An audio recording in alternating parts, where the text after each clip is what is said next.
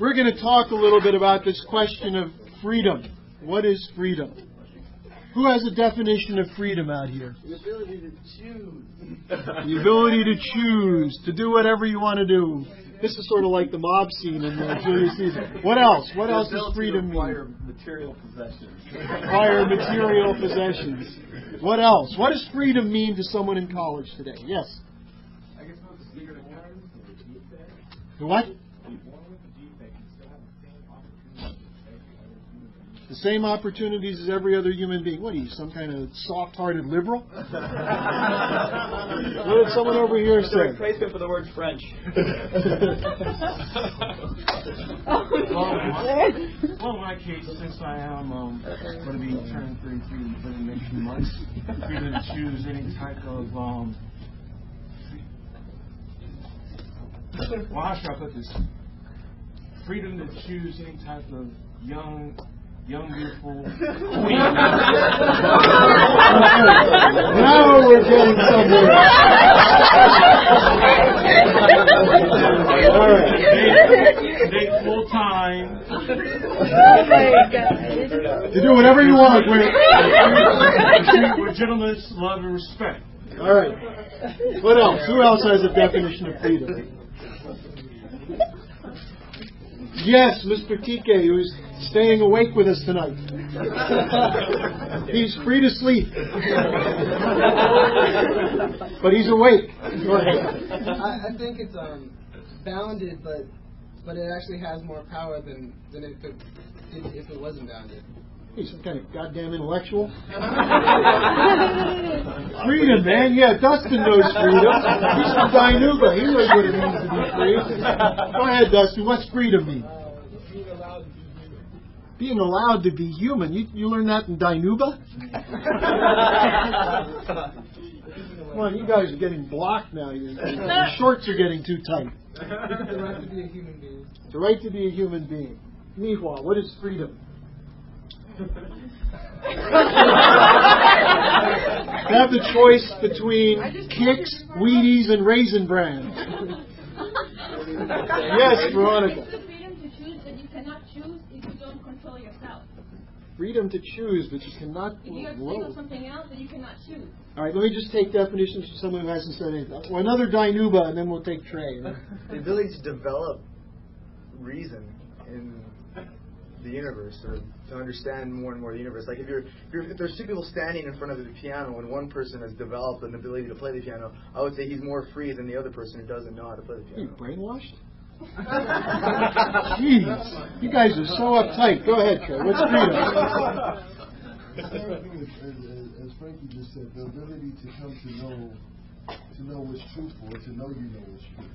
All right. Well, as most of you know, I'm playing with you. We'll take one more. Yeah. Well, I think we got to start from the difference between the man and the animal, because the animal just like, The difference between the man and the animal. Freedom, where we can actually Let me ask you this then. Is a lion in the jungle free? They can go in the bush and Yeah. Like the ability to create. The ability to... For like beauty and not for any sort of necessary purpose. Okay. Well, you see, the reason I'm bringing this up is that I want to discuss briefly tonight the next report we're putting out, which is something on the Congress of Cultural Freedom, also known as the Sexual Congress of Cultural Fascism. And there's a big difference between the two terms.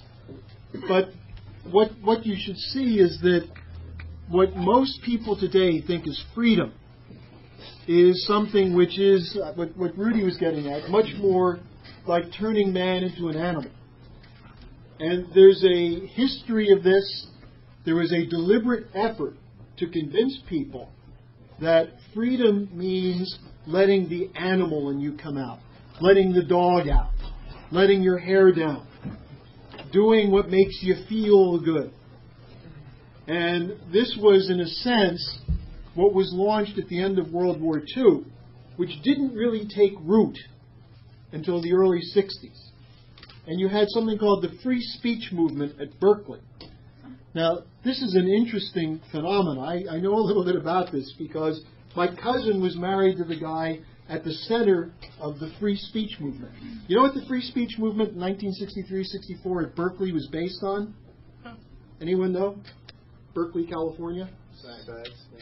Sex, well, you're getting close, but not quite. How much drugs you wanted to do? Actually, there was a play written by a guy named Richard Schmorlitz, who's my cousin's former husband, who later became a Danish pornographer. And in the play, he uses the word fuck every third word throughout the play. And the university wouldn't let it be performed on campus. And so the free speech movement was created to allow that to be performed. Now, of course, once it was performed, it was completely boring. But what was the point of the free speech movement? It was to introduce an arbitrary notion of freedom. Freedom to be free as a baboon in a zoo or a baboon out in the wilderness. To do whatever instinctual, momentary impulse it has. And to say to man, classical culture in particular, statecraft, government, these are forms of enslavement. And freedom is to free your emotions, free your senses. And a lot of this goes back in the modern period to Sigmund Freud, the psychiatrist or the founder of modern psychology in a degenerate Vienna at the end of the 19th century, where the argument was presented that we inhibit our true selves in order to fit into civilization. And that society has its morals and ethics and behavioral patterns designed to suppress the real human being, who's this little animal inside you that just wants to go out and do something that's bad. And that real freedom is the unleashing of that part of the human being, or the so-called human being, the animal part, the instinctual part. Now, this goes back a century earlier, really, to a debate that was introduced by Jean-Jacques Rousseau, who came out of essentially the Hobbes-Locke faction in modern history. And what Rousseau argued is that the most noble form of man is the noble savage.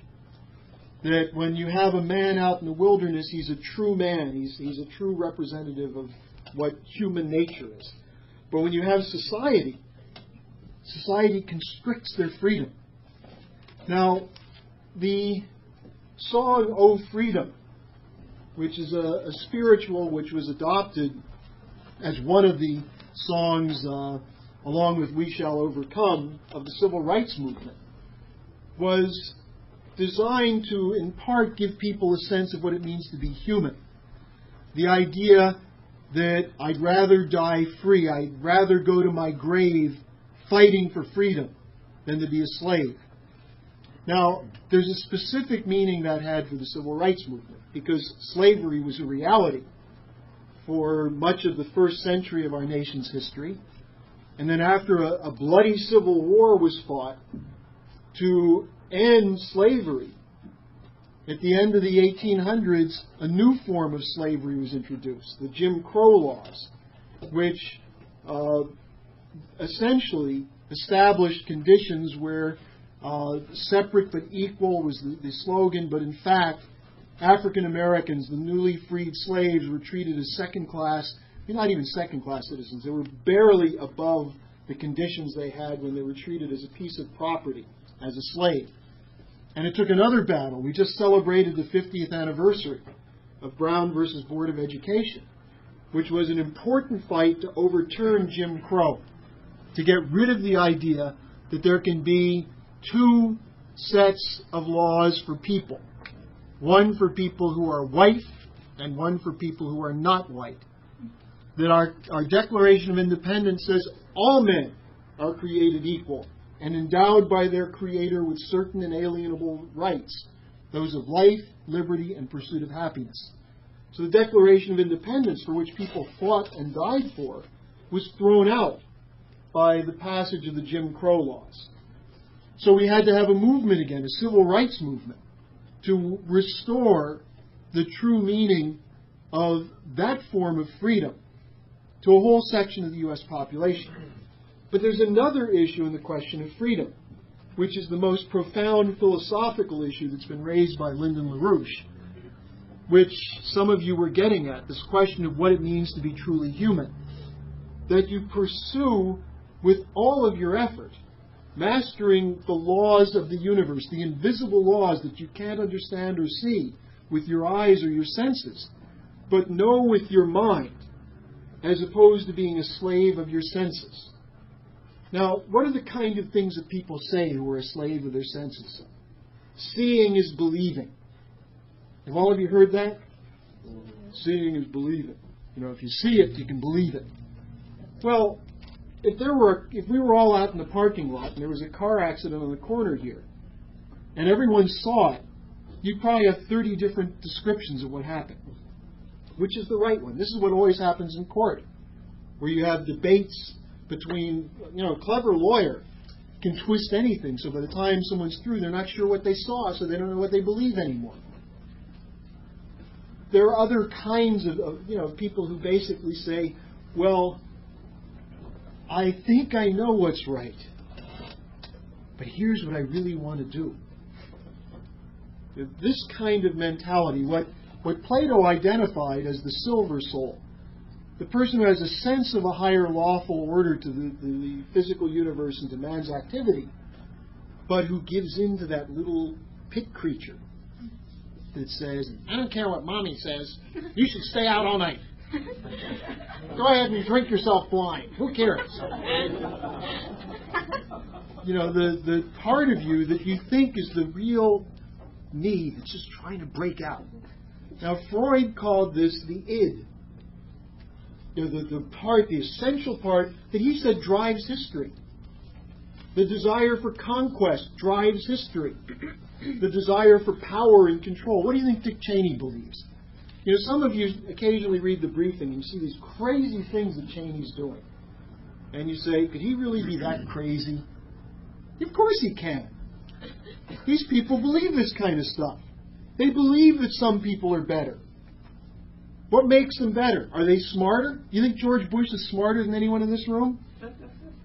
Is there anybody in this room who thinks they're not as smart as George Bush? Let me ask it that way.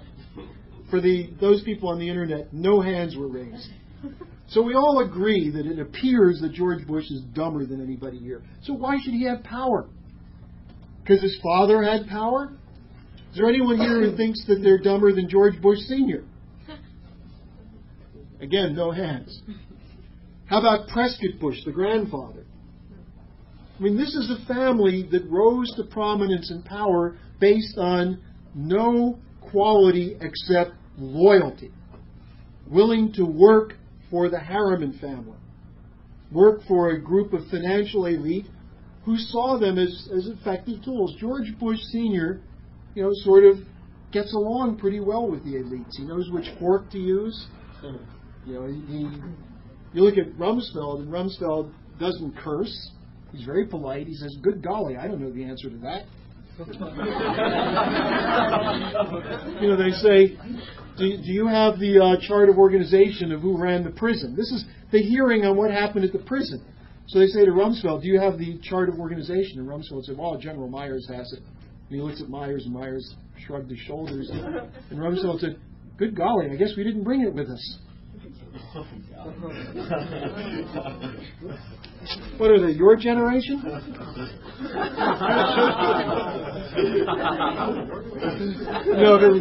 If Rumsfeld were a no future generation guy, Rumsfeld would say, I think I left it in Tim's Volkswagen. You know where that is? No. We parked about 8 miles from here. But look, what Lynn is getting at, we're putting out a new pamphlet, Children of Satan 3. Now, Children of Satan 1 identified the hereditary characteristics of the thinking of the neoconservatives. And we had on the cover, I believe it was Wolfowitz, Cheney, and Pearl, is that? Rumsfeld. And what we identified is that these people came out of a network that was set up through a University of Chicago professor who had previously been a pro-Nazi German, but he had to leave Germany because he was Jewish. And if you were Jewish, it didn't help you for promotion in the Nazi Party.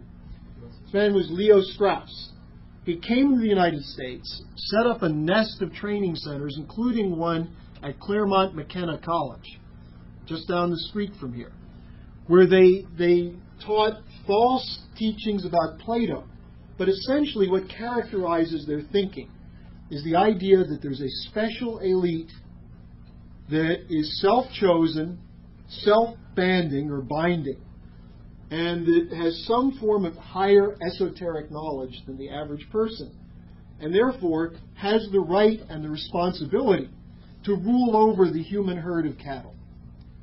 This is the thinking of people like Wolfowitz and Pearl. It goes back to some of their teachers, but especially to Leo Strauss and Alan Bloom. And they believe that lying is acceptable, that if you lie for a higher purpose, freeing the world of Saddam Hussein as a higher purpose. And of course, didn't they lie to the Congress? Did they go to the Congress and say, look, we hate that SOB Saddam, we got to get rid of him? No, they made up weapons of mass destruction stories. Chalabi himself said, who was one of their flunkies until recently, Chalabi said, we lied, so what? It was for a good cause. People who believe that the truth is inconvenient and the truth might cause people to oppose what you want to do, so manipulate them for their own good. Well, how do you know it's for their own good? Is this really for the good of the Iraqi people that we did this? You think Cheney believes that?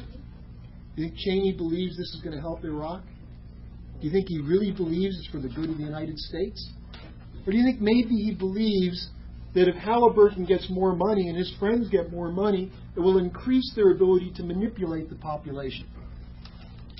So in the Children of Satan 1, we described the network, we let them speak for themselves, we showed some of the things Strauss said, we showed their connections, and when it first came out, first of all, a lot of our members reacted because the title was Children of Satan. We were sort of afraid if we tried to hand this out to people, they might think we're Jesus freaks or something like that, or somehow this is about Armageddon and they shouldn't read it. But this pamphlet was a powerful tool in identifying the network that is now on the firing line. The Cheney, Lewis Libby, Wolfowitz, Rumsfeld, this crowd is in big trouble politically. Some of them may go to jail for what they've done. Cheney was just caught in another lie. I don't know if Vicki went through all of this, but Cheney was just caught in another lie.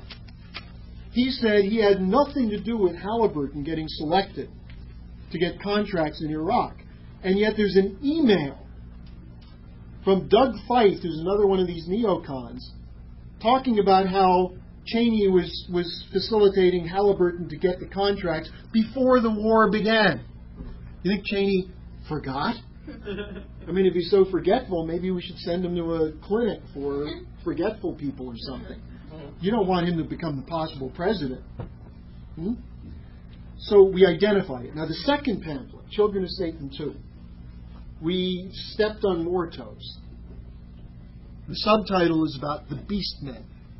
And, probably some of you were thinking, well, I can go out and talk about why we call them children of Satan, but beast men, that sounds too cartoonish, or that sounds a little over the top.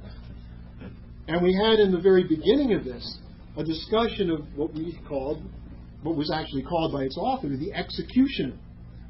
And it discussed this question of Joseph de Maistre.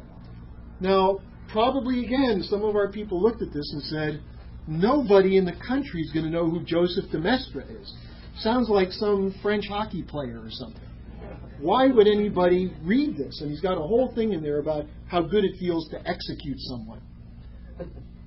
Now, what we've seen in Abu Ghraib and in Bagram and all the prisons now, and what we're seeing is that it's not the privates and the sergeants who did it. It's the higher-ups, the commanders, the controllers. They ordered the torture. They were the executioners, as the Washington Post even admitted. The Washington Post was a pro-war paper.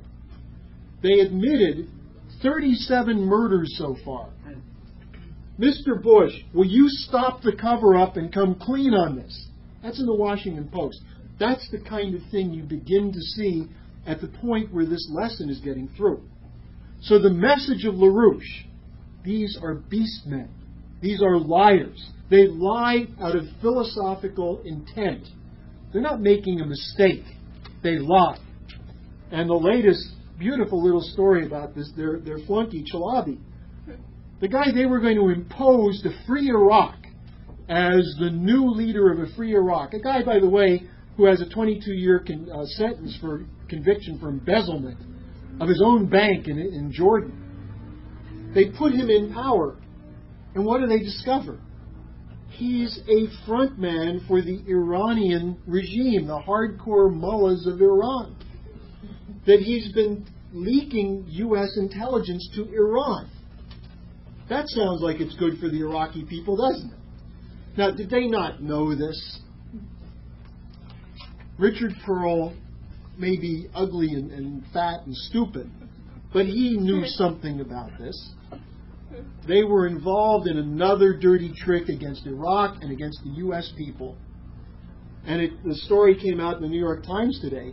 The way they caught Chalabi is that he passed on the information to an Iranian official in Baghdad that the U.S. has broken the code that the Iranians use to send secret messages. So in other words, if an Iranian finds out something they're not supposed to know, their spies find out some information, they don't just call up and say, "Hey Jack, we found out what Cheney's up to." They have code words. So they pass it on in code. And the Americans broke the code. So, according to the story, Chalabi was talking to a quote, drunken American who blurted out that the United States broke the code. Now, if you really think there's a drunken CIA agent who's sitting around at a bar with Chalabi and says, "Hey, Ahmed, guess what? We busted the Iranian code." You know, that's not the way it happens.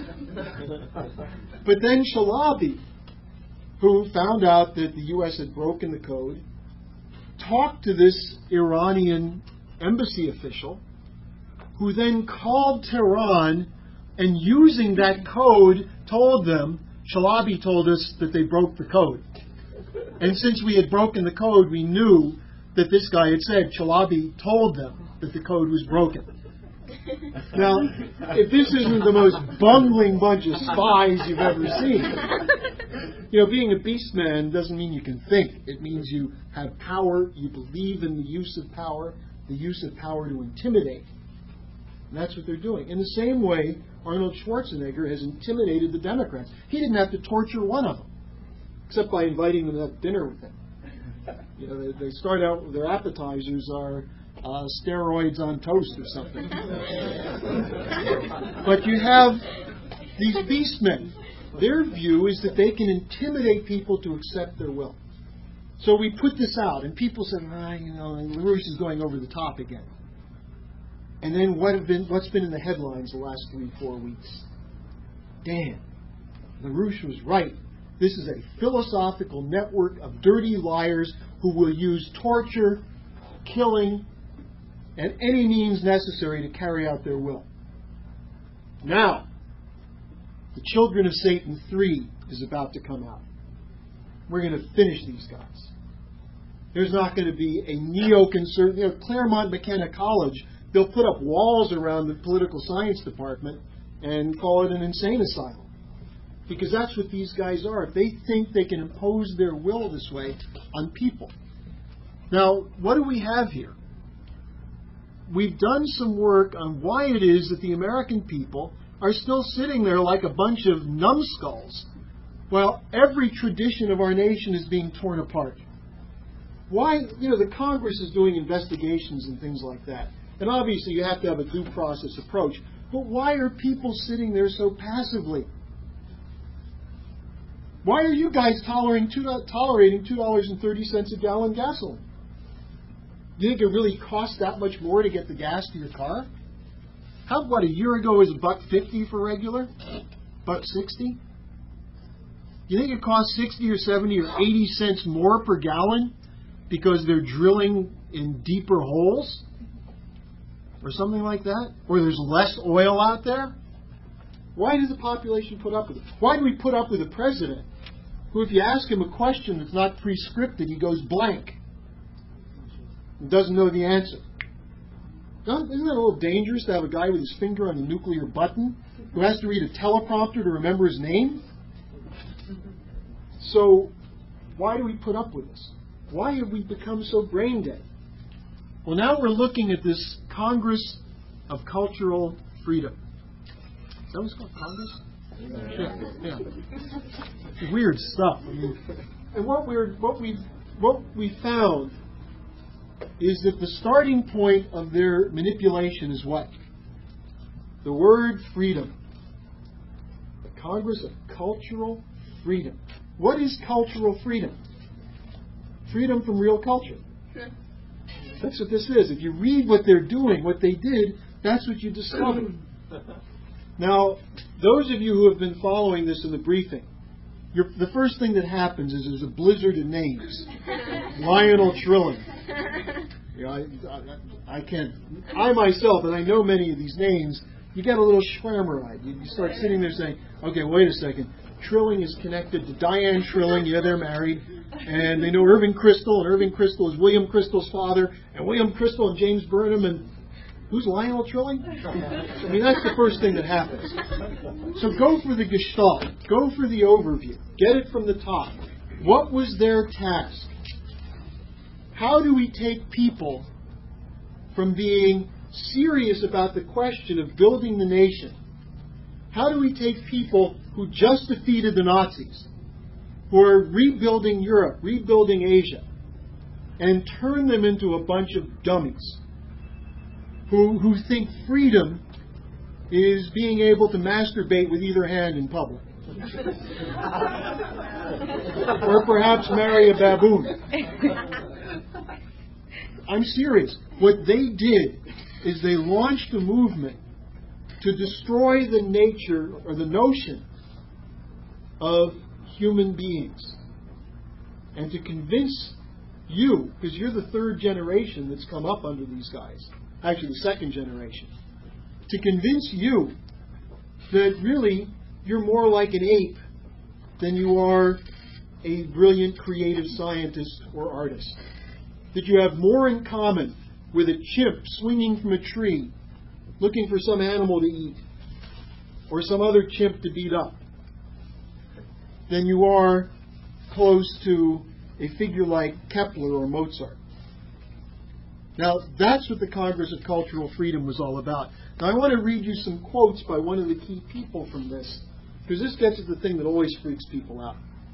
Your music, all of it, I don't care what you like, unless if you like classical, real classical music, and I don't mean Elvis, but if you like real classical music, this isn't about you. But if it's any other music, whether it's hip-hop, salsa, country, acid rock, heavy metal, you know, there are other things I know I'm missing in this, but punk, whatever. Any other form of music, this was deliberately created to make you nuts. Okay? Now, here we have it from the guy who was assigned the task of making you crazy. A man named Theodor Adorno. What rock group is he with?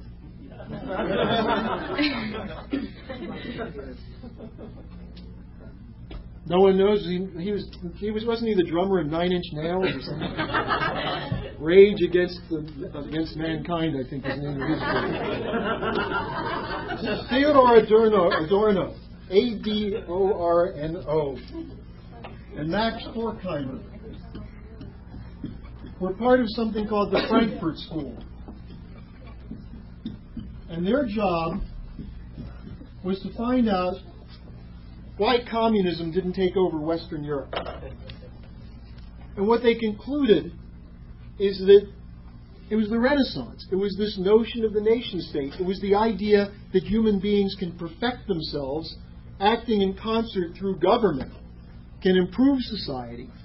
And therefore, they didn't believe that you have to have some kind of collectivist tyranny controlling it. So what did they call that? they called that authoritarianism.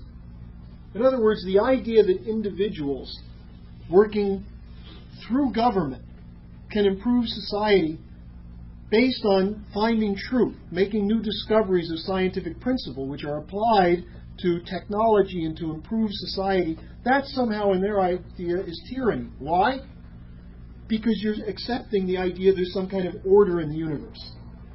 You're accepting the idea that there is such a thing as truth. These guys don't believe there's truth. Because if there is truth and you can pursue it, then you won't accept being sheep controlled by a powerful force, an oligarchy or an aristocracy.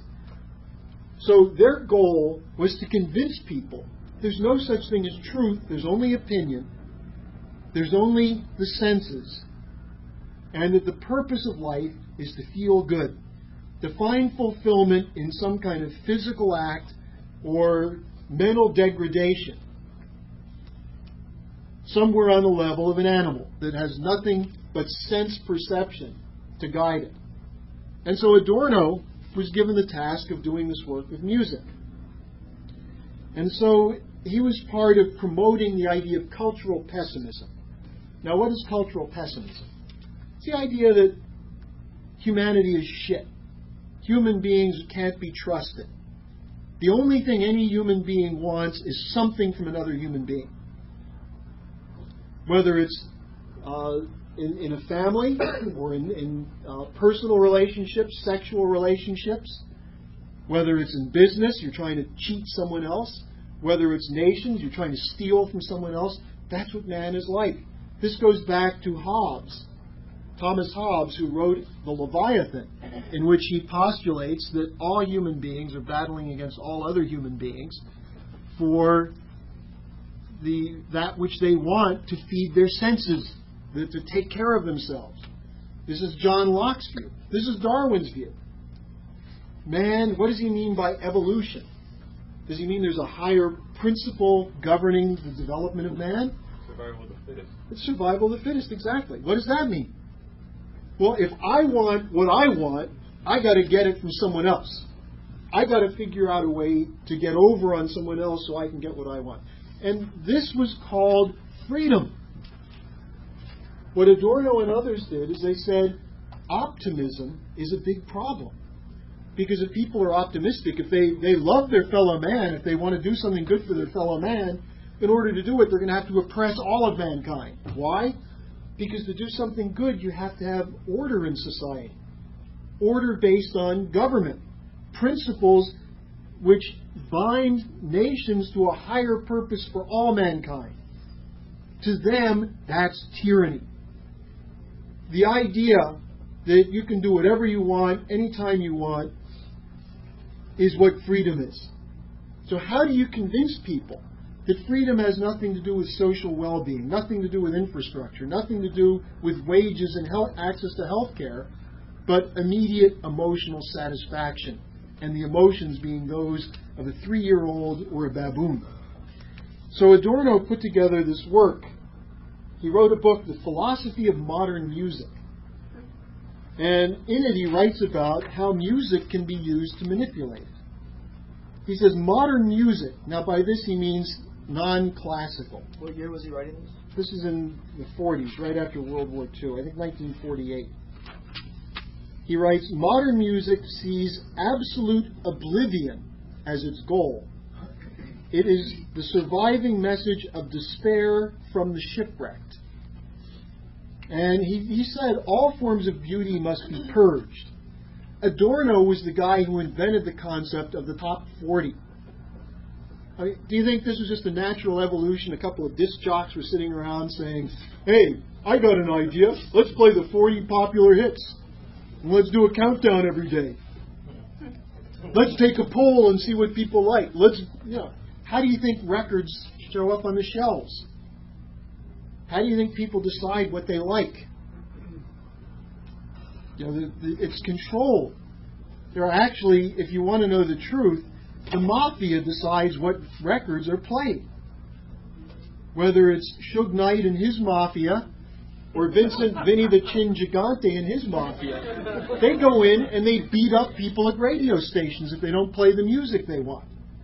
They go in and they say, this is the next star. And they say, I don't like his music.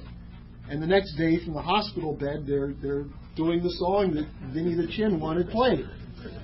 And then you're sitting there at the receiver end saying, hey, this is cool. I like the beat. What's it about? I don't know. It makes me feel good. Everybody's listening to it.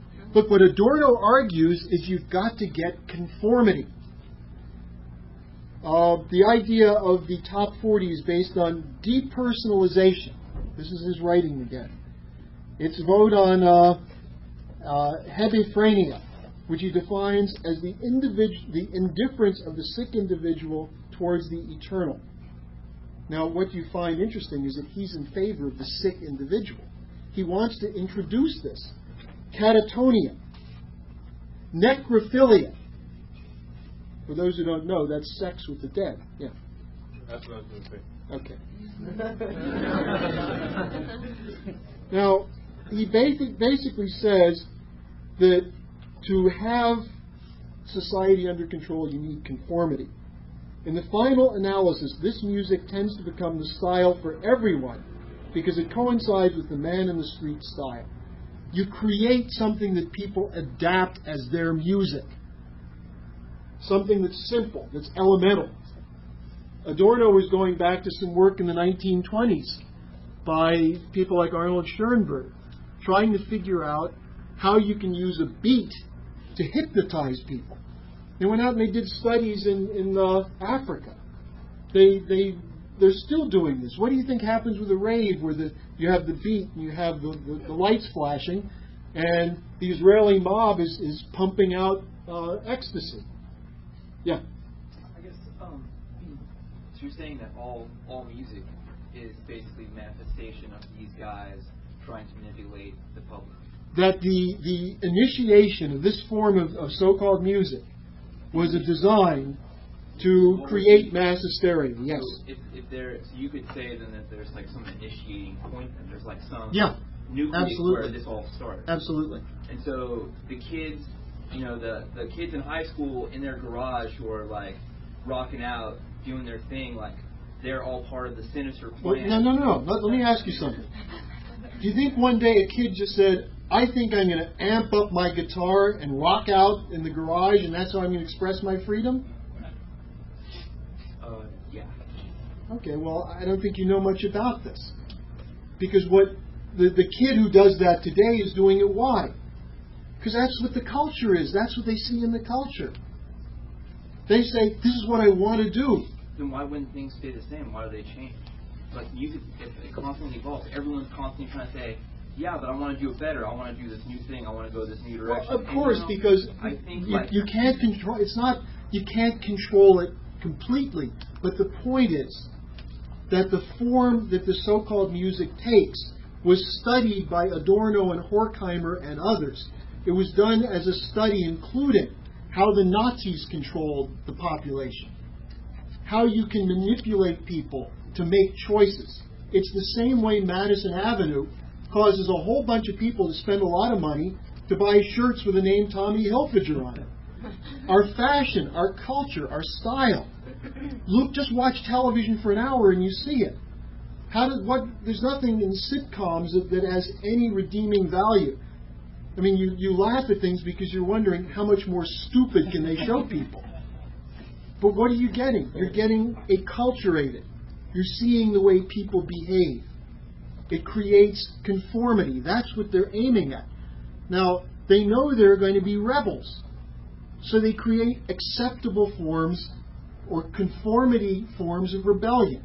Let me give you an example in terms of politics.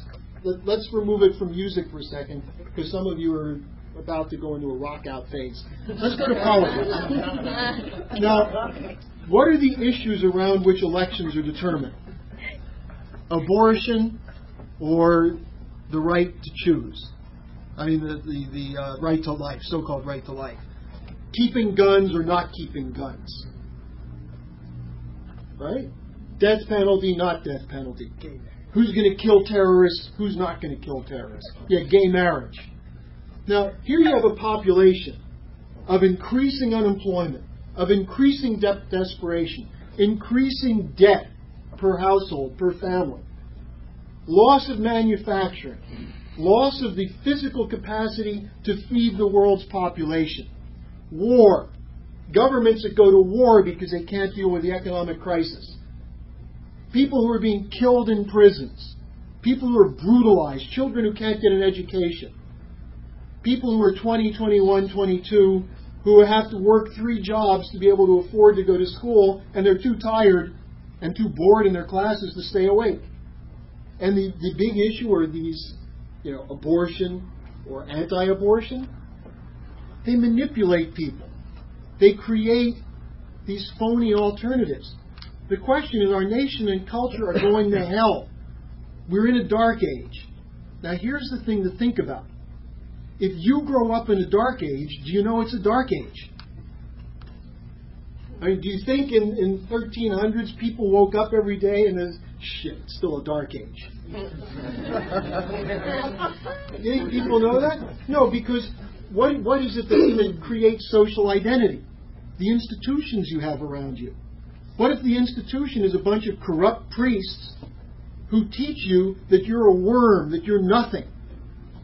And you're the lord of the manor who comes in and steals half your crops or 2/3 of your crops and impregnates your daughters and your cows. And if you're not lucky, your chickens.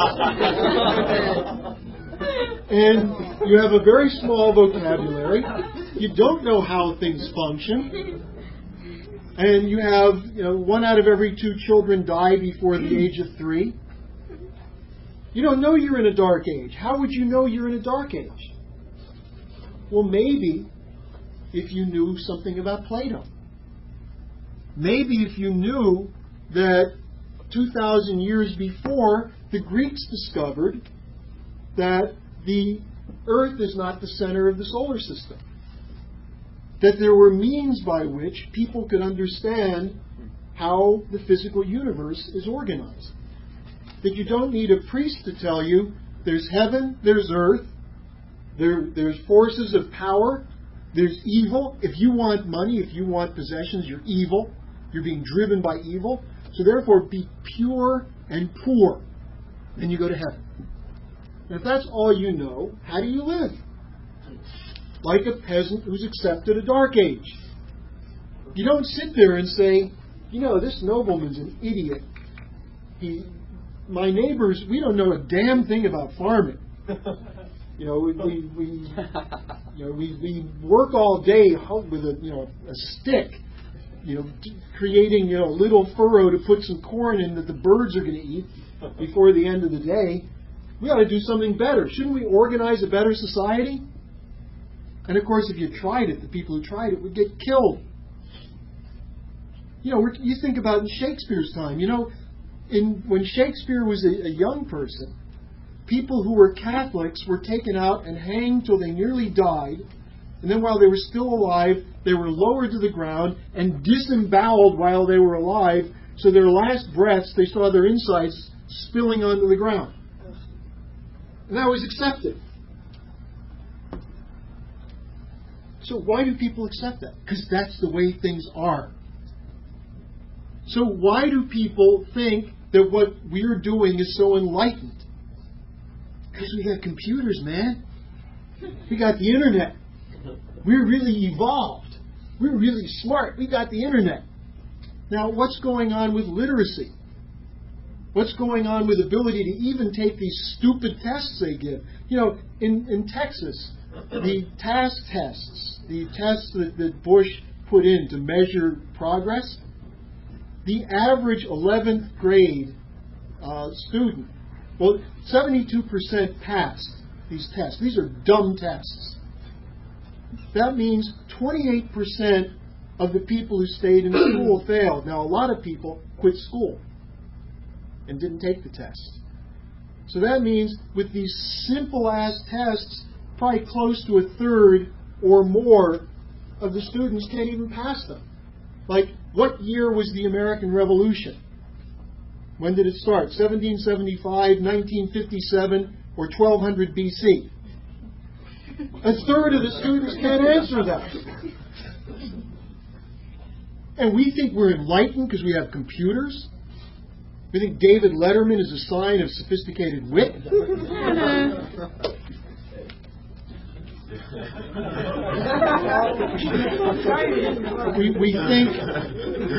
We think taking ecstasy and having lights flashing and having some beat that goes on and faster and faster and faster and actually affects the heart and the mind, that's somehow freedom. See, once you live in a cesspool long enough, you don't notice the smell. That's how a dark age happens. You change what people think is normal and acceptable. You know, at some point in future times, they're going to look back in this period and find out, God, you mean in the 21st century, they still were accepting that fake Isaac Newton? You know, if you go back and read Ptolemy today, who insists that the Earth is at the center of the solar system, you know, you kind of laugh, huh? You hear that they thought the Earth was flat. You say, man, they were stupid. We believe things that are just as stupid because we allow them to dismiss Kepler as a mystic. Plato is some kind of a whacked-out guy. We're not sure whether he's promoting homosexuality or promoting communal marriage or what he's promoting. So here's a guy who's throwing out every powerful idea that's still valid to discuss today. And if you take a course on philosophy, you're lucky if you read one book of the Republic. And probably you have a Straussian who argues for the other side against Plato and Socrates. Every time there's been an advance in history, it's been when people say our popular culture, the way we express ideas through music, through drama, through art, has been corrupted by the loss of the sense of what it means to be a creative human being. And they look back at that period and say, those poor people lived in a dark age. Now, sometime in the future, and if we are successful, it'll be relatively soon, people will look back at this period and say, well, okay, we got the Bush dynasty going. Who's next? What kind of people were they that could elect George Bush and Dick Cheney? What kind of people were they that tolerated this administration with its lies? And then you start looking deeper. You know, we ask ourselves, what was wrong with the people in Germany in the 30s? How could they have tolerated Hitler? This was a classical culture, a society that in the 18th and 19th century produced Mozart and Beethoven and Schiller and Heine, some of the most beautiful creative souls.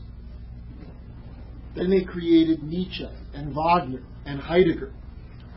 And then they started killing their own people in mass killings in gas chambers. How did they do that? And you look at the Nazis and you say, how did they tolerate that? Then you look at something like what Hitler did in 1941 rather, before the Germans invaded Russia. And what did he say? He said, we're going to have to use very dirty tactics against the Russians. But it's okay, because they never signed the Hague Convention against these things. And besides, the Slavs are inferior. They don't think like us. They don't like us. So it's justified for us to do that. Then you look in January 2002 at a memo from Alberto Gonzales, the counsel to Bush. Bush is a lawyer, the guy who's supposed to keep him out of trouble. And in his memo, what does he say? We're doing things that go against civilized law, against the law of international accepted policy in warfare, with the torture and the things we're doing in the prisons. Therefore, we have to say that because of the special circumstances that the terrorists are not covered by international law. We have to say further that we're not going to let American soldiers be tried in any international tribune for universal standards against war crimes. Now, did anyone in the administration say, this is not acceptable, this is racist, this is what the Nazis did? No, they went along with it. Did many people in this country stand up and say, this is evil, this is unacceptable? Yeah, we did.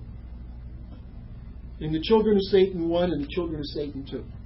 Because due to our investigation of the nature of man, our investigation of science, our investigation of the history of civilizations, the advances that were made, the ability of man to lift himself out of backwardness and degradation through principles of classical culture which enable us to communicate ideas about what freedom really is, the ability to transform your behavior, to bring it more in coherence with principles of natural law. That's what our Constitution was as a document. With its imperfections, nevertheless, it's the best document because it gives us the capacity to use government to serve the general welfare. And the problem is our people don't care about the general welfare. Our people care about their own comfort. The idea of, I don't go there. Don't tell me about these bad things. I don't want to know. And the only way you change a society like this is you come in from the outside and you tell them, your popularly accepted behavior is unacceptable. It's also not all that much fun. Real human beings have more fun than chimps in a gangbang. Oh, look, you gotta be truthful with people. You got a governor who bragged about a gangbang in a gym in the 1980s or late 1970s. Yeah. Think about it.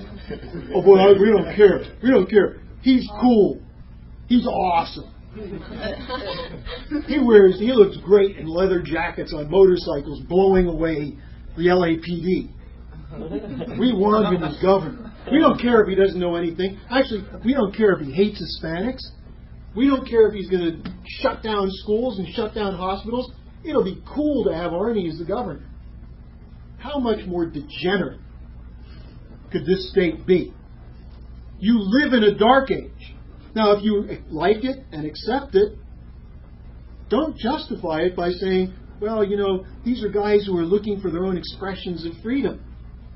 What's acceptable as freedom is what's created by an elite. It doesn't mean that Adorno talked to every kid who went out and plugged in an amplifier in a garage. He didn't have to. The idea of a certain kind of beat, the idea of a certain kind of lyric. I mean, why? Maybe some of you saw what Bill Cosby said the other day, which was somewhat controversial. He said that the accepted language in the African American community on the street is part of the reason that the civil rights movement has not succeeded. Because as long as people go around not knowing the difference between a verb and a subject, as long as people are essentially grunting words that are acceptable and not able to convey ideas, they're going to be slaves. And he got attacked as a racist for this. Now, someone who says you're human, you have to adhere to a higher conception of man, is called an elitist. Well, if that's true, I'm happy to be part of an elitist movement. Because it's not really elitist, it's human. We start from the idea that every single child has the capacity to master principles, universal principles, of culture and of scientific advance, which is what gives us freedom. Freedom is what? Freedom from hunger. Freedom to investigate the actual nature of human society. Freedom to act for the betterment of other people. That's what freedom is. To know that you, like everyone else around you, has that capacity. And that you're not going to tolerate a world in which it's said that some person, whether because of color or religion or the way they look or the family they were born into, doesn't have the same rights as anybody else. Now, if that means we have to go out and tell people that their culture is sick, you find effective ways of doing that. You don't go up, and I'm being a little extreme tonight in presenting this, because I want you to see what we've accepted. And where does it come from? The Congress of Cultural Freedom, a group of very powerful people Look, one of the key guys we talk about this is Henry Luce. This is a guy who owned Time and Life. Now, probably Life magazine doesn't mean too much to you, but this was the weekly magazine in the 50s and 60s that shaped the thinking of a whole generation. What was acceptable? What looked good? Time magazine is still around today. Between Time and Newsweek, these are two of the leading journals which shape people's opinion. Time Warner, which was bought by organized crime money and built into a power by a man named Ross, who was basically running a mob parking lot, ended up taking over Time magazine from the Luce family. This is a company that shapes the way people think. And, most of us don't even think about it. The television stations. Who owns the television stations? Is it owned by the people? Who decides what's going to be the shows this year? The TV critics? If a TV critic is a real critic, he doesn't stay at a newspaper very long. So we've got a society that's been beaten down and had its sense of humanity changed. You got to know who these guys are. Luce, one of the most important. Irving Kristol, a communist during the 30s. During the 40s at City College of New York, suddenly decided communism wasn't so hot, so he became a right-winger neoconservative. Was one of the key people in this Congress. His son, William Kristol, is one of the most important people shaping the thinking of conservatives today. This is a network. Where do you think Rush Limbaugh comes from? Do you think Rush Limbaugh really has talent on loan from God? As he says about 8 times an hour on his show. He's got a guy named John Fund who works for the Wall Street Journal who writes his shticks. And here's a guy who's such a hypocrite that even after he got busted for illegal drugs is still saying that people who use illegal drugs should go to jail. They're criminals. What about him? Well, it was bad surgery. Why? Because he's rich? Because he's been chosen as a mouthpiece for this? And you get people who call in and say, "Ditto, Rush," which means you're doing the thinking for me.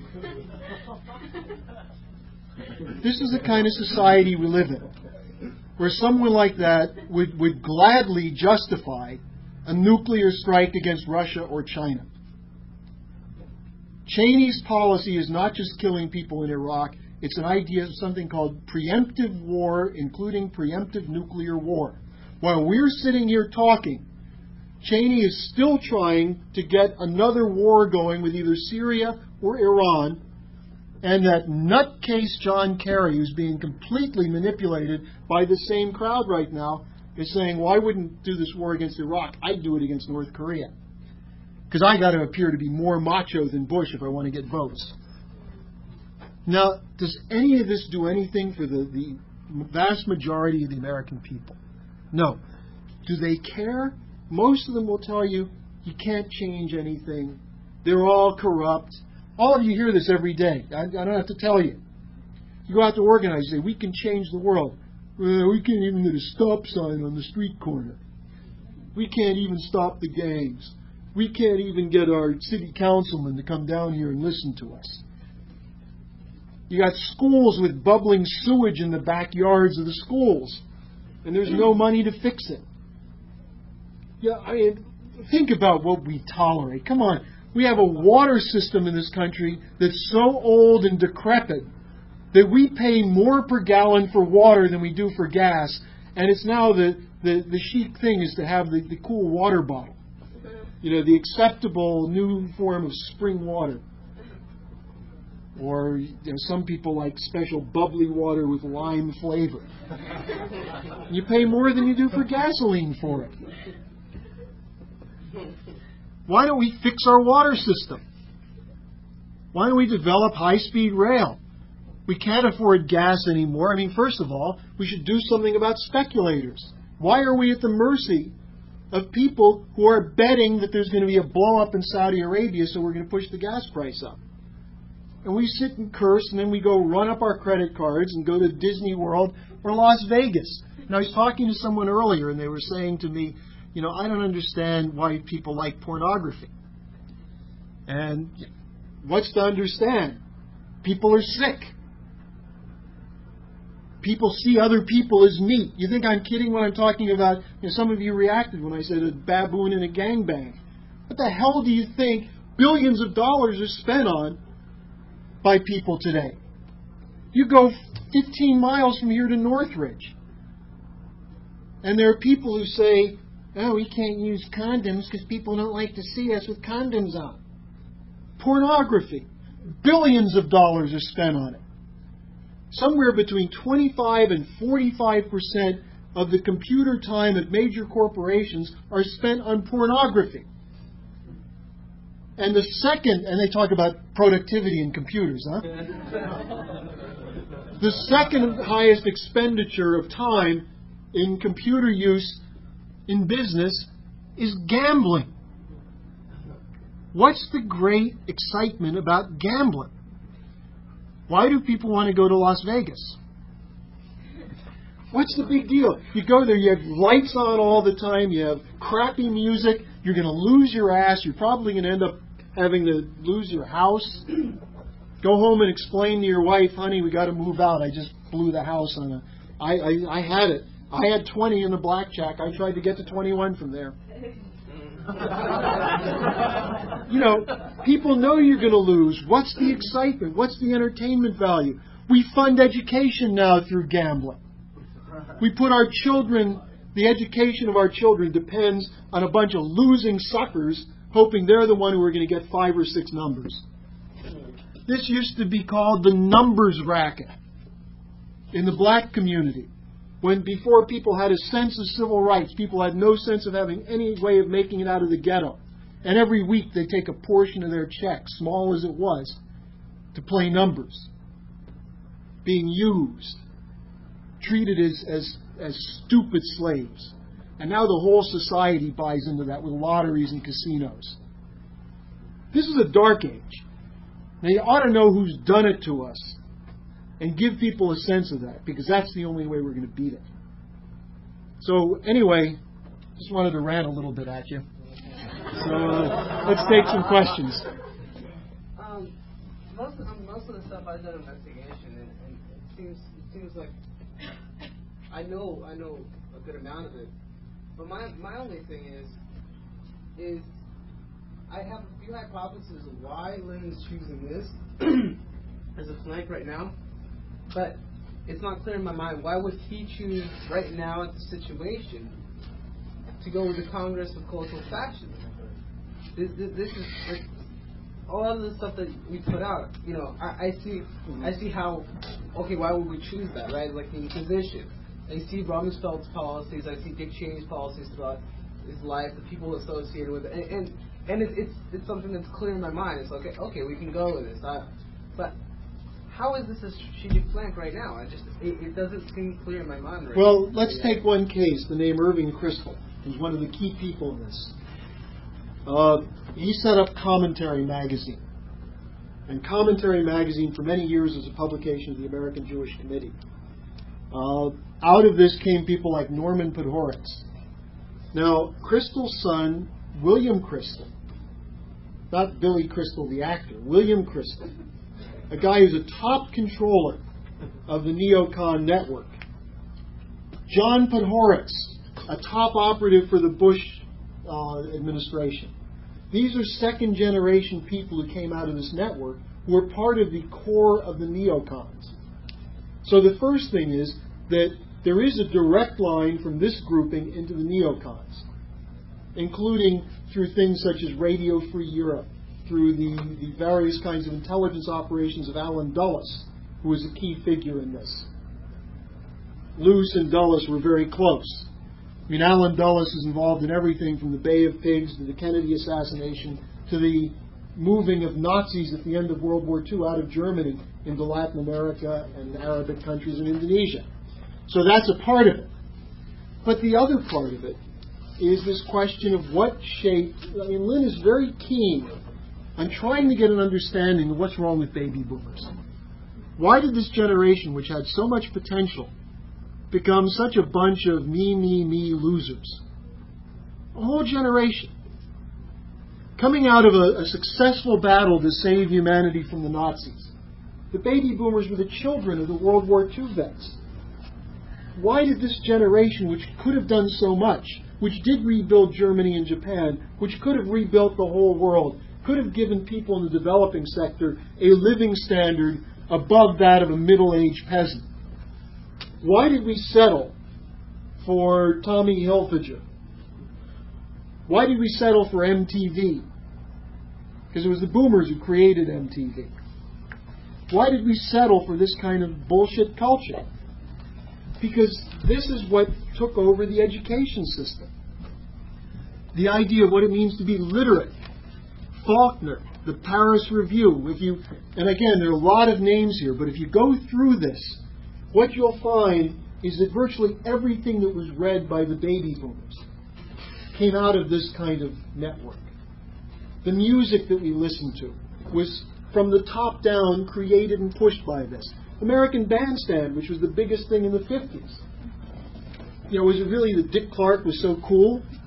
You still see him around today. He's about 130 years old. And they still put him on every once in a while in specials.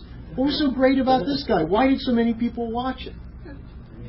This is the kind of thing, the mass-conforming culture of the 50s produced, on the one side, the fear of reality, but then the rebellion against it. This sort of gets to your question. The rebellion of my generation, which I was a part of.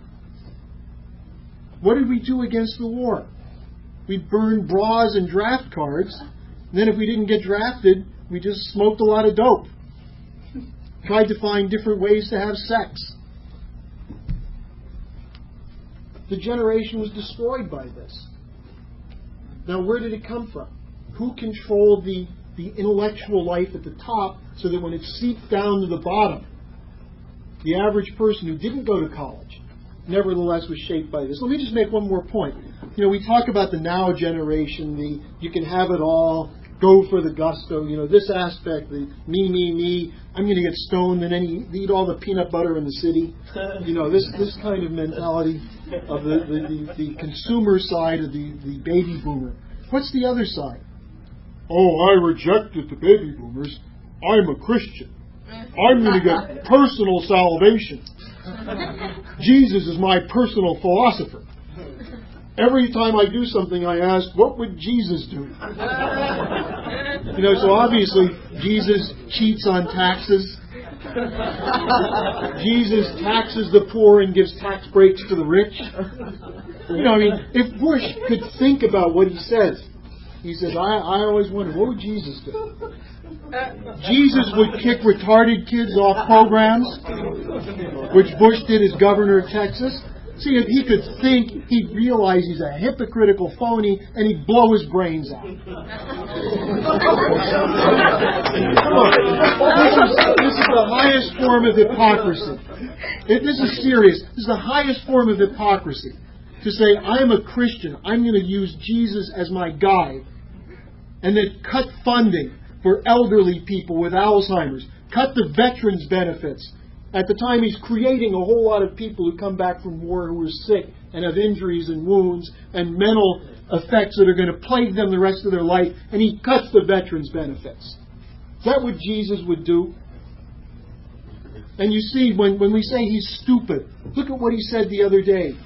They brought these Iraqis who had been tortured by Saddam, who were given artificial arms, and they come to the White House, and Bush says, it's really great to shake the hand of a guy who had his arm cut off by Saddam. He doesn't even realize the irony implicit in his own stupidity. Now, why don't people say he's not a Christian? The emperor has no clothes. Why do we follow this buffoon? Who's calling the shots? Now, it's starting to happen. Now, why is it starting to happen? Because Lyndon LaRouche is not inside the box. Because Lynn what I was going to talk about tonight is the question of how you develop a strategic flank, which in fact is what I did talk about. And you look at this, you look at these guys, and you see that something that looks obscure is at the center of shaping your life. And let me just give one example from the positive side. I know you're there, Nick. Hang on a second. I want to say not a question. I wanted to add to what you're saying. But let me just add one point, then I'll get to you. Think about the positive side. How many of you realize that the reason you're here is because of an event that took place in Florence in 1439? Had it not been for the Council of Florence, most of you probably wouldn't have been born, because the world population would probably still be a few 100 million. There'd still be wars. There'd still be noblemen. There'd still be corrupt religious networks that controlled everything. There never would have been scientific advance.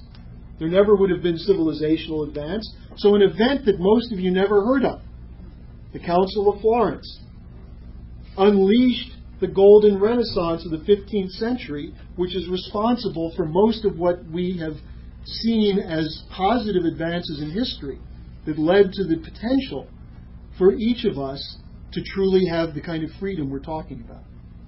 So that's how you pick strategic flanks. You figure out what are the things that people don't know about, but which are important in shaping who they are. Yeah, Nick. Yeah, I mean, in the organizing with the youth, I'm finding that's the essential point that's missing right now. You tell people about the strategic situation. You tell a lot of people our age. You show them the horror of what's going on. And then you get way too many people who go, okay, thanks for the information. Now, they're terrified of what's going on, yeah. But they also have, it's a complete, the real idea is exactly what Harley's bringing up. Why is your response to tolerate this? Why do you even ask a question like, prove to me that man is superior to a beast? That's not a natural question for a human being to ask. You wouldn't ask that unless there was something wrong with the whole culture you're living in. You don't even understand it. And I see this as the essential flank right now. It's essentially what's needed to intervene. Because I've gone through on the table, at the organizing. You'll go through it. The Cheney situation, the Beastmen, the Huntington, and the Clash of Civilizations. Right? But unless we really get at this culture, we're not going to move people as we need to. Because they'll go, okay, I got it. Well, I got to go. Well, give me the information. Give me the information and I'll read it. No, I want to have a dialogue with you about it. I'm not ready for a dialogue about this yet. I got to go. I got to go get some food. No, you need to engage here in a dialogue. We got to talk about this. Our country's, going to be destroyed. No, I can't. A lot of people, when you actually get to it with them, they essentially will say, why? When you get down to it, because I come first. Because me. It's me first. I can't think about the country. I got to think about me first. Me first. Nick, let me give you an example from someone that Edith was talking with before the meeting who had to leave. He was saying that there was no reason to campaign against Schwarzenegger for Gray Davis because it didn't affect his life. His primary concern was education. And then I said, well, what's happening with the cost of your education? And he said, it's going way up. And I said, you know why? Because Gray Davis lost. And he said, but that wasn't my priority. Well, if his priority is in education, now he said he can't make enough working to afford staying in school. Well, it would have been easier if he could have thought 8 months ago, maybe I should get out and wage a campaign to mobilize to defeat Schwarzenegger. But you see, this is the problem. John is just raising this from a different question. It's not. He doesn't disagree with what you're saying. The question John is asking, which is an important one, is how does Lynn keep picking the right flank? It's a badass flank. Yeah. This is what we have to work on to develop ourselves. Ironically, this is why we keep working on the Gauss 1799 paper. Because you've got to think in a different manner. You've got to think, the thing outside the box. It's not outside the box. It's outside of the mental chains you put on yourself. Yeah. Well, first of all, being an authority on Suge Knight, I just for the record, true. Believe it or not, I am a close relative of Suge Knight. And second of all, what people don't know is that what happened with Suge Knight and with Death Row Entertainment, as well as Row Entertainment, is that he received is that with the collateral as well as with the funding for the role, as well as with Death Row, is that he received money for that from a drug dealer named Harry O, as well as from his attorney Michael Kenner. And it's like, that's what people don't know, and you know. Well, I know that. Everybody on the internet does. And it's like, no, I know that. I mean, and it's like, he's someone who was used. and it's like, what people don't know is that what these young people don't know is that the truth don't is that the young people can't distinguish the real from legit from not so legit, you know. And it's like what they it's like I appreciate. It's like the one thing that I do appreciate is that you guys educate instead of intimidate, you know. Well, you see, I think the important thing on this, and I wrote a paper. I actually gave a presentation a couple of years ago at a cadre school that then became an article on who owns your culture in Fidelia. And now other people are picking it up. David Nance in Baltimore has done his own investigation into hip-hop. And there are other things that people can do on this. We really do have to look into this, because what you find is that behind every so-called star, there's a group of facilitators. And so what's the argument that's given? Okay, well, that's the stars. What about the real artists, the guys in the garage and this and that? But it's one culture. It's a culture that gives people a sense of identity from something that is a rejection of the higher form of cognitive behavior, which through history is always proven to be that which leads to advances. Let me give you an example on that. What was it that led to the period that produced Socrates? You have Solon of Athens, who partly expressed his ideas through poetry. And you had Aeschylus. Sophocles to a lesser extent, but Aeschylus. And in Lynn's latest paper, the insanity of fiscal or why fiscal austerity is insane, he brings up the character of Prometheus, which is a very profound issue. Lynn has touched on this repeatedly. That civilization advances when it has a conception of the Promethean. When the role model is not the person with a lot of bucks in his pocket and diamonds on his fingers and in his ears and big fancy cars and women falling at his feet. No, it's the person who acts for all of mankind, the way Prometheus did. And we talked about this last time I was here, the irony, the poignant irony of Prometheus. Here's a guy who was immortal. He didn't have to do something good to be immortal. Why did he do it? Because he hated the tyranny of the gods. And so he brought fire down to man. He brought light, wisdom down to man, knowing that his immortality would be spent suffering and pain. Now think about this. Aeschylus wrote this about 400 and some years before the birth of Christ. In virtually all cultures that had advanced, there was some kind of character of this sort. Someone who gave his life for mankind, for fighting for improvement for mankind. Now, if that is the sense that people get of what it means to be human as children, instead of the idea is who can drink the most beer, who can own the most fancy cars, who can wear the most expensive clothes, who can get into the nightclubs, the inn clubs. You know, think about the difference. Think how much energy goes into absolutely non-human bullshit to look right. Think of it. Think how much time is wasted. You know, when people get up in the morning, they want to present themselves. Think of the tortures done to women. You got to go in and you got to do the first layer, then the second layer. You got to pluck your eyebrows, and I'm not even talking about Danny yet.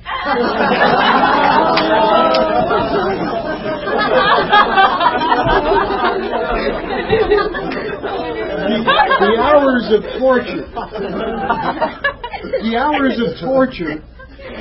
I mean, think about high heels. Any of you guys wear high heels?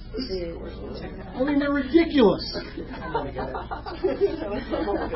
No, I mean, think about women 20 years ago. If you wanted to make it, you had to wear shoes that were uncomfortable. I mean, 30 years ago, you had to wear a girdle.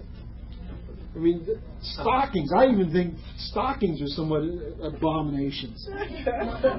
But what people have to do to look a certain way, and then to get ahead, you still have to sleep with the boss.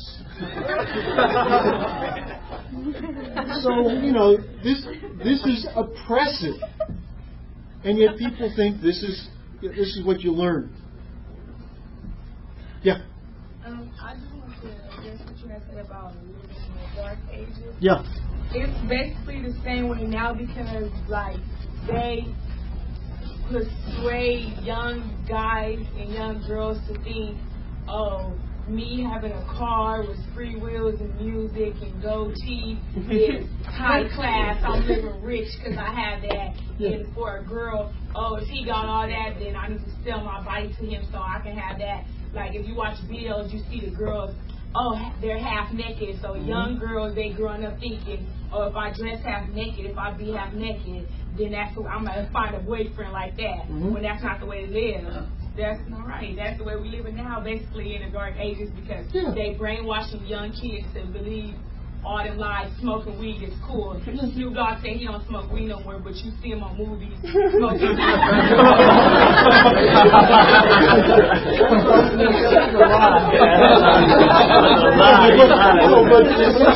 You're absolutely right. That's what's done. And so and you know, if you reject that, you may have problems if you live in certain areas. Because you going white?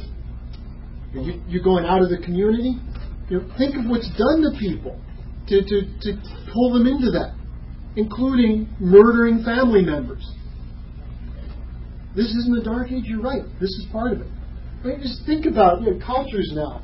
You pay more money for about half a shirt if you're a woman than you used to for something that was a real shirt. I mean, it's absurd. Everything is ridiculous, and here's the funny thing: sanity is rejecting this culture, and yet what's the pressure on all of us? Well, you're a little extreme, aren't you? I mean, can't you just get your degree and make your grandmother happy? Can't you stay in school and learn to dress right and do the right things? And, I think LaRouche has some good ideas, but it's never going to happen. You're going to waste your life. Now, that is always what's said to people who are axiomatically revolutionaries. When I say revolutionary, I don't mean you get a gun and shoot people. I mean, you figuratively destroy the axioms that hold people prisoners to their senses. And you fight to have a different sense of identity, different sense of what it means to be human. Yeah? Again, I'm still kind of curious about your take on media, and you're it sounds like you're big on classical music, and not all so-called classical music, but go ahead. In Mozart's time, he made most of his, or not most, but a lot of the music he wrote were for the general public to come and see, just to be entertaining, just for the pure sake of entertainment. No. And that's not true. There's no music. No. What Mozart wanted to do, he didn't just try to entertain them. Mozart had a sense of the sacred quality of music. But here's my point on Mozart. Does that make it so? Right. So you're saying that Mozart was creating music and it was good and he had these good intentions. No, it wasn't his intention. What was revolutionary is that Mozart took a means of communicating ideas and advanced it in a way that improved the thinking of people who listened to it. So you're talking about the studies that show that classical music tend to increase the IQ levels of people. I'm just saying those are things that people are saying today. You're saying that Mozart sat down and he wrote all his music and he was like, man, people are going to get an awful lot smarter listening to this. This is genius right here. No, he was like, man, I really want to make this piece that moves people in this way. And there's no... How much studying have you actually done of Mozart? Dude, music is about emotion, is about living, is about life. You know, art. There's so much art in the world that's created by so many people, and one guy might look at this guy's painting and say, that's a piece of crap because it gives me this negative thing and it pushes this bad idea upon people. And some other guy might say it and say, no, I'm inspired by that. I think that's about the beautiful tragedy that is life. And like, you don't talk about the responsibility of human beings, but every human being could turn the TV off. They could change the radio station. They could go walk out into the... I mean, I could go be homeless tomorrow. Why not? I could go do it. Let me take you. You're not including any of that. And like, I'm really down with what you're saying, man. Like, I'm really down with the world not being the way it should be. And that's why I'm here today. You guys talk to this guy, and I was like, man, that's incredible. These are some profound ideas. But at the same time, like, I think it's like you're so bold and you're so right on. At the same time, like, I think you completely close your mind to a lot of Well, let me tell you something. First of all, I've looked at all of this. I'm not saying I don't like this or I don't like that because it didn't move me. The thing you should do, what I'd encourage you to do, is go above the individual so-called artist for a second and realize that there's always been a battle in so-called artistic activity between those who wanted to produce something that could create emotional responses in the masses as a way of controlling them, manipulating them. Go back to look at what the Romans did with the so-called bread and circuses. What the Romans did to destroy the Greek tragedy. The principle of tragedy in the Greek theater, which was redeveloped by Shakespeare and Marlowe, redeveloped to a higher level by Schiller. There are only a few people in history who actually took ideas, myths, folk legends, things of that sort, history, and presented it in a way to give the audience a higher conception of the nature of man and the battles man faces, and who suffered, who struggled for that creation. Now, at the same time, there are many people who think they are expressing emotions that are good and that are important. But the question is, how self-conscious are they of where those are coming from? And why are they being promoted? Just think about this for a second. Jackson Pollock got very rich doing things like whacking tennis balls that were dipped in paint off a canvas or dripping paint in a certain way. Now, he didn't go through the kind of suffering for mankind that someone like Rembrandt did trying to present a picture, for example, of St. Paul in prison to give people a higher sense of the meaning of the concept of a man looking for truth and perfection. He knew that he could make a lot of money from this kind of stuff. Now, you read what he says. There's no great thought about how I'm going to transform mankind. This is what I felt like doing. Now, do you think he's the only one who put drop cloths in museums? There are a whole bunch of people who tried it. Some of them were chosen as the artistic people of the age. Someone like Andy Warhol. There were other people doing things like that. There's a difference between a creative struggle where you develop your mind and your emotions. Because classical art, to say classical art has no emotions, would be wrong, but there's a kind of emotion that's typical of creative classical art in the case of Mozart, which is not there in Wagner. And it's the intention of the artist to try to bring ideas that are truthful, emotionally truthful, and that move the mind, that move their mind, as opposed to someone who's going for an immediate effect. Whether it's an effect to shock someone. There's sometimes people say something that's revolutionary is something that'll shock you. Well, that it may shock you, but does it move you to act and change your life to do something? There are very few works of art, very few dramas, very few poems that cause people to change their life and fight for the good and dedicate a life to that. Very few philosophers who can move people to devote a life to something like that.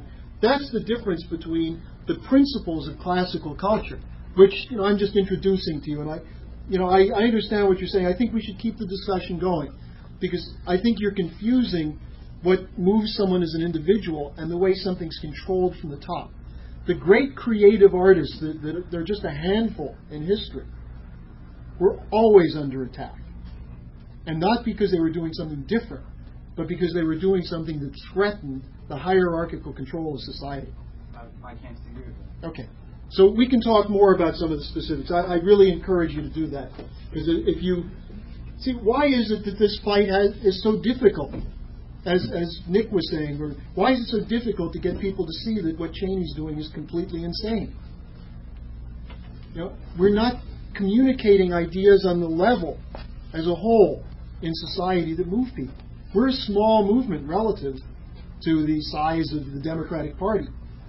But we have a power. We're changing history. What we're doing, the way we know it is from the negative side. The neocons are going crazy against Jeff Steinberg.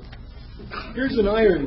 They come out and say LaRouche is anti-Semitic, and you got this middle-aged, balding Jewish guy meeting with the Congress, exposing the neocons, and now the neocons in their own press are attacking Steinberg and LaRouche. Here's another irony. They say, well, there's no such thing as conspiracy, but LaRouche is in a conspiracy against the neocons. So it's interesting when you begin to see that this small group, fighting not just for an immediate emotional response by saying, isn't it bad we're killing Iraqis? Of course it is. The question is, why are we killing Iraqis? Is it going to stop with Iraq? What's the intention of the people killing Iraqis today? What do they intend? What are they doing to you? And when you can communicate that and get these ideas across, then you start to change people. And we don't just want to shock someone or get them happy about something for a moment. We're talking about what is the principle of happiness in the universe.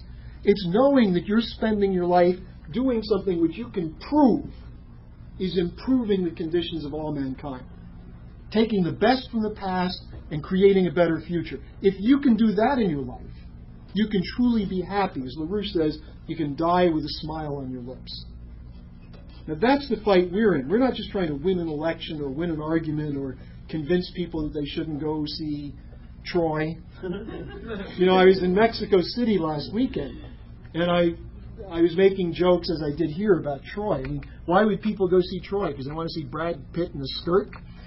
They want to see how he bulked up and got six-pack abs and, see a big story of blood and gore. And I was talking about this in Mexico City, and then Bruce and I took a walk down La Reforma, which is the main street in Mexico City. They have one of these 12 movies in a theater. 4 of them were Troy. Yeah, Troy. So, Senor Brad Pitt was showing off his legs to the Mexicans now. It was a big selling movie. Why did they do that? Because they wanted to destroy Homer. What was Amadeus about? An attempt to destroy the idea of Mozart. What was Immortal Beloved about? An attempt to show Beethoven as some wacko rock star slamming his guitar into the wall of a hotel. They have Beethoven trashing pianos, like, playing. He was played as though he's some kind of petulant rock star because the woman he loved deserted him. Beethoven's life, as he said when he was going through this battle, this internal battle over whether to kill himself or not, he said, I'm devoting my life to art and beauty. So if he threw a fit, it was because of the stupidity of people around him who wanted to talk to him about, where you can get good sausages in town. Yeah, Tara, you had a question. Yeah, I just had a question about classical art in the future. Mm-hmm. Do you ever imagine where painting, sculpture, music, or drama may take us in the future? Actually, I do think about that a lot, and I think the problem we have is that until we can actually clear up for ourselves what the tradition is and what the method of creativity in classical art is, it's hard to imagine. But do I think there's a future? Absolutely. What I live for is that out of this next generation, we can get enough young people singing classical music at a young age that we can have many Mozarts and many Beethovens. Now, that doesn't mean they're going to rewrite Mozart's music. They'll do something different. There will be evolution and change. But it will be based on those classical principles. We have very few great playwrights. We discovered one who's a sort of a minor classical figure in Clifford Odets in the 1930s, who was destroyed by Hollywood, deliberately destroyed. Bertolt Brecht made it a personal mission to destroy Odets. How did they destroy him? They invited him out to Hollywood and made him rich. And as he admitted at the end of his life, his creativity died in 1948. Now, what was the other thing they did? Something called the Hollywood 10. If you didn't conform, you went to jail. So, could there be great classical drama? Look at all the tragedy in the world we can write about. Someone should write a Shakespearean play about Abraham Lincoln. How about the tragedy of Truman replacing FDR? And the tragedy that meant for the period today. These are some of the kind of things that a dramatist can do. What about poetry? Have we expressed all the great, profound ideas in human history? Of course not. It's just that it's kind of hard to do when you have to end every sentence in something that rhymes with bitch and hoe. So there's a tremendous potential for unleashing creativity. And our job, your generation's job, is to rescue the classical principle. Practice it as well as you can. I mean, you guys have a disadvantage in a certain sense.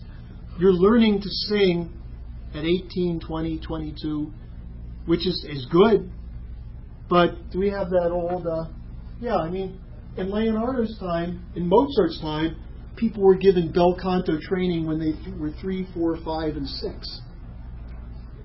They learned to do the solfege at a young age. So music was a language to them. Similarly, you have the same thing with a person who's going to be a poet today has to really, first of all, you've got to experience all the great creation in history. Think about someone like Keats, his poem Ode on a Grecian Urn. Think about how much of great classical art in the 18th, 19th century was stimulated by a rediscovery of Greece. Think about how much the scientific side of the Renaissance was dependent on the rediscovery of the pre-Socratic geometry, the anti-Euclidean, pre-Euclidean geometry. So we're just beginning to ferret this out and to find it and to start working on it. So, and the other thing is that as human beings have the development of human emotion, which means the full development of the mind but in concert with the heart, the way Schiller talked about the beautiful soul. As we get to the point where we're not driven by revenge and greed and an immediate desire for money, fame, sex, drugs, but actually live our lives for that which is better for mankind, we'll have much more beautiful ideas and universal ideas to write about. As we discover other cultures, not as enemies.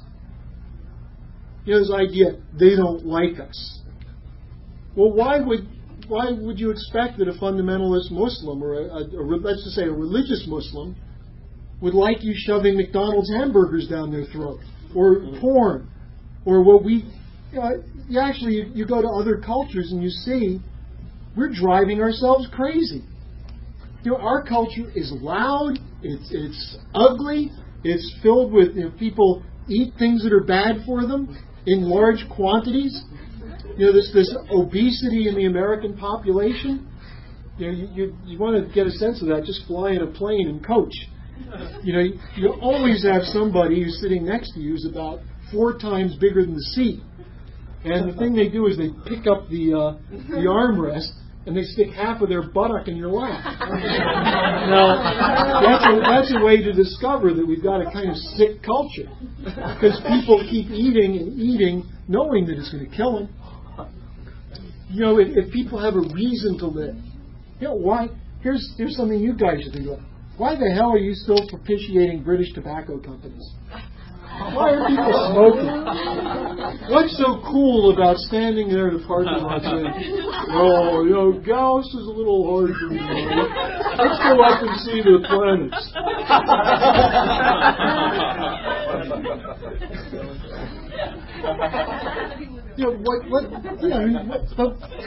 Look how controlled you are by the movies where you see Keanu Reeves, smoking. Or some guy with a cigarette dangling talking like this. Yeah, it's cool. I got to learn about that. Let me take one more question. I was going to say on the cigarettes, it occurred to me recently that the name brands are named, a lot of them are named after British lords or their estates. So, yeah, but there's always the most famous one, which is cool. The one time I tried smoking is when I was freaking out. I'm waiting to hear about grad school scholarships, trying to ace my last exams. All kinds of things were going on. So I sat around smoking cool, so I could be cool. The menthol. Standing in front of a mirror, making sure I was holding it right. Trying to get the smoke to come out of my nose just right. No, we kill ourselves. Why? Don't we realize how important our lives are to the future? I mean, how much time do we waste between television and sports and smoking and hanging out and drinking and scheming and conniving when there are important things we could be doing? So if you start thinking about that, then you think about, well, what is our destiny? Our destiny is to go out to the Crab Nebula. It's to colonize Mars. It's to green the deserts. It's to cure disease. It's to end hunger. It's to end the brutality of man against man. Create a beautiful society. Is that utopian? Was Thomas More a fool because that's what he wrote about? No, if you don't have an imagination, and if you don't have people who spark an imagination, who give people a sense of that which is better. As Schiller writes, we hope we are born for that which is better. You fight for that. You never give up. I'll just finish with this. In Mexico City, one of the youth members just said, well, what happens when you lose the passion? And he was a 22-year-old, a good kid. And he just got worn down by the internal fighting in among the Mexican youth, which was really not among the Mexican youth, but it was the idiotic baby boomers imposing their 20-year-old revenge fights onto the youth. So this one member said, well, what happens when you lose the passion? And I said, if you've really lost the passion, then it wasn't passion. It was a romantic view of passion. Because once you get as your mission that you're going to give your life, you're going to do whatever you have to during your lifetime to use it for improving mankind, for giving every child being born this minute an opportunity to live 80, 90, 100 years, free from war, free from want, having the opportunity to pursue these beautiful ideas. Once you get bitten by that, then you don't lose it. They're going to have to kill you to get you to drop it. And if you are finding you're losing it, then you were being moved by something other than a passion for truth, a passion for the good. And just look at yourself and find out what flaws hold you back. And what you'll find is there some form or another of the corruption of the society, usually money, sex, or family. When Lynn pointed out years ago, what was wrong with our generation? It always boiled down to money, sex, and family. Not all at once, and you're not buying sex from the family. But some form or another of a corruption. And you'll find that if you're really honest, when you're having trouble reading Gauss or you're having trouble organizing, you know what's going on in your mind.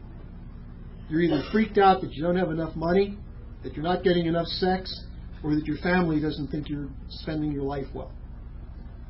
And then you realize that maybe you don't have the passion that you need. That's okay. Just keep fighting. We're in a tremendous situation where we can win this war. Cheney could be out. I suggested to Eva she play with this idea, of Bush and the Bush crowd going into Cheney saying, Dick, you got to get a heart attack so we can take you off the ticket. And then Cheney turning to Bush and saying, no, buddy, you're the one who's getting the heart attack. And Bush, with puppet chains or something on him. Cheney could go down. He's lying. He's been caught lying. It's not that our opinion is that he's lying.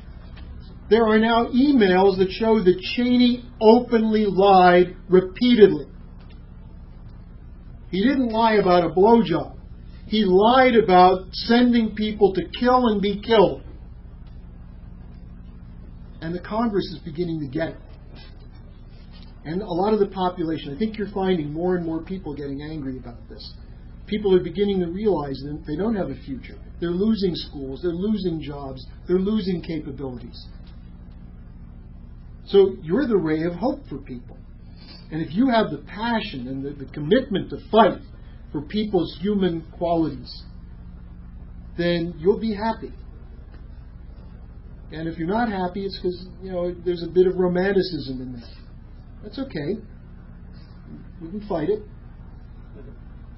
All right, so anyway, we've got a lot of work to do. We're going to get this new pamphlet probably early next week. And we're going to, among other places, we're going to go to Claremont College. But we're going to go all over the place, and we're going to cause the people who push this stuff to really have to think about it. Now, don't treat them as enemies. Treat them as redeemable souls. Suge Knight's redeemable. I mean, he's... Maybe. All right, so... Good.